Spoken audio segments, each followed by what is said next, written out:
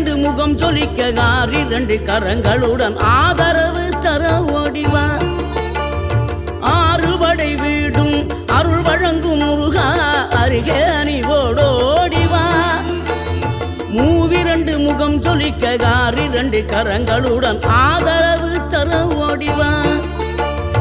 ஈசன் மகனே என்னை காக்க இங்க உனையன்றி வேறாரையா நெஞ்சார நான் நினைக்க பஞ்சாமிர்தம் கொடுக்கும் ஒரு தெய்வம் நீதானையா ஒரு தெய்வம் நீ